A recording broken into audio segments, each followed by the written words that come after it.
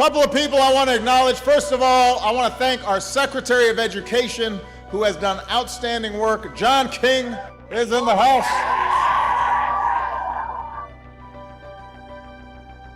And then my great friend and former Education Secretary and multiple winner of the 3-on-3 contest, as well as at the NBA All-Star Game, he can ball, Arnie Duncan.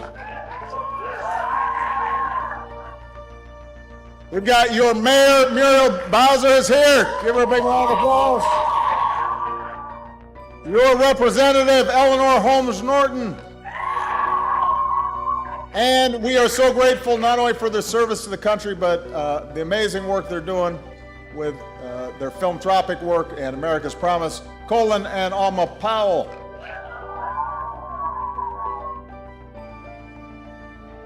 So by now you've settled into the new year, right? Adjusted to classes. You're preparing for Spirit Week. Learning how to ballroom dance. I remember having to do that. Getting the nerve to text that cute girl or boy in your English class. I don't remember that. We did not have texts. We had to send little notes. And then we used to actually have to go up to somebody if we liked them and talk to them. So that may happen to you someday. Seniors are looking at colleges, taking tests, filling out all the forms. And Malia just went through this, so I know how tough this is for you and for the parents. But as I'm winding down my presidency, I was so impressed with Banneker the last time I was here in 2011 that I wanted to come back. Because you're an example of a school that's doing things the right way. And I believe that if you're going to be able to do whatever you want to do in your lives, if you want to become a teacher or a doctor or start a business or develop a next great app or be president, then you've got to have a great education. We live in a global economy. And when you graduate, you're no longer going to be competing just with somebody here in D.C.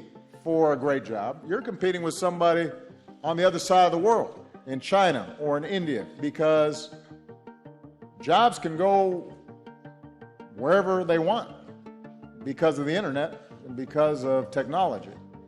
And the best jobs are going to go to people who are the best educated, whether in India or China or anywhere in the world. So when I took office almost 8 years ago, we knew that our education system was falling short when it came to preparing young people like you for that reality. Our public schools had been the envy of the world, but the world caught up.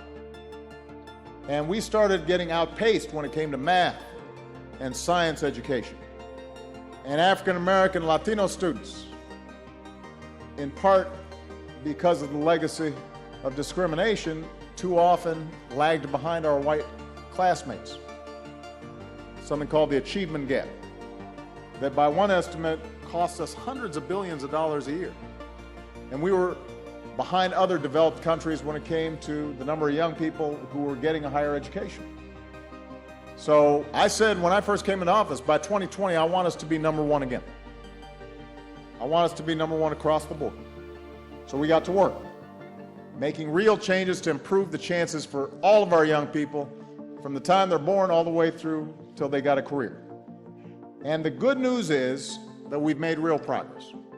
So I just wanted to talk to you about the progress we've made, because you are the reason we've made progress, some outstanding young people all across the country. We recently learned that America's high school graduation rate went up to 83%, which is the highest on record. That's good news.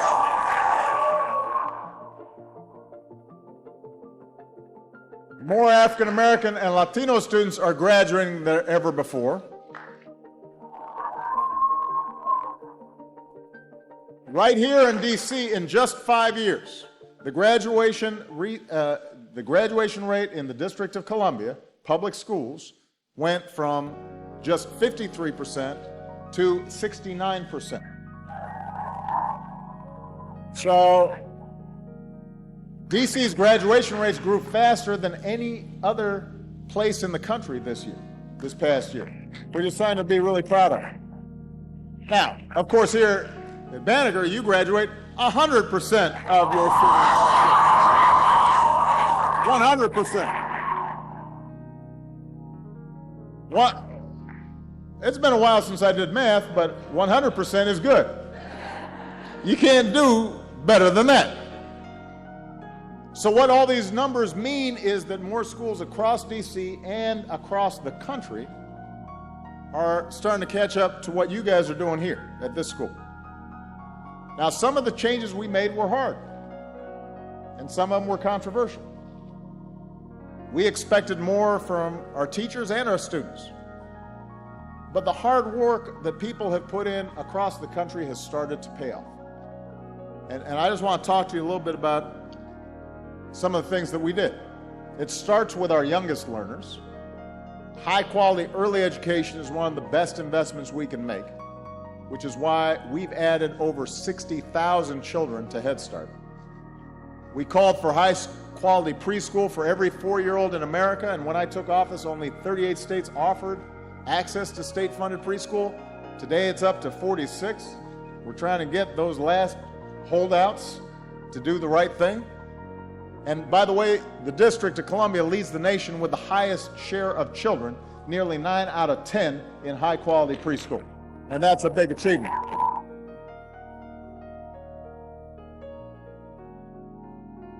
We launched then a competition called Race to the Top, which inspired states to set higher, better standards so that we could out-teach and out-compete other nations and make sure that we've got high expectations for our students. DC was one of the winners of this competition. It upgraded standards, upgraded curriculum, worked to help teachers build their skills, and that in part is why DC's done so well. We realize that in today's world, when you all have a computer in your pocket and those phones, then you need to learn not just how to use a phone, you need to learn computer science. So we're working with private and philanthropic partners to bring high schools into the 21st century and give you a more personalized and real-world experience. We're bringing in high-speed internet into schools and libraries, reaching 20 million more students and helping teachers with digital learning. And coding isn't, by the way, just for boys in Silicon Valley, so we're investing more in getting girls and young women and young people of color and low-income students into science and engineering and technology and math.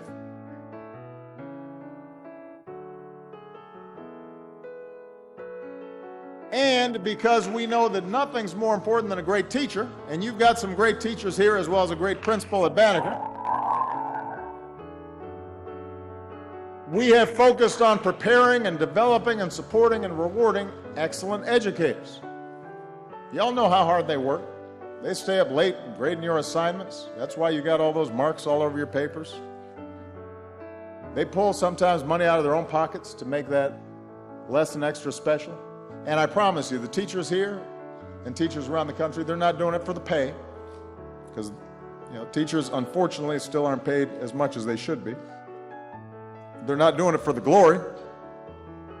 They're doing it because they love you and they believe in you and they want to help you succeed. So teachers deserve more than just our gratitude. They deserve our full support.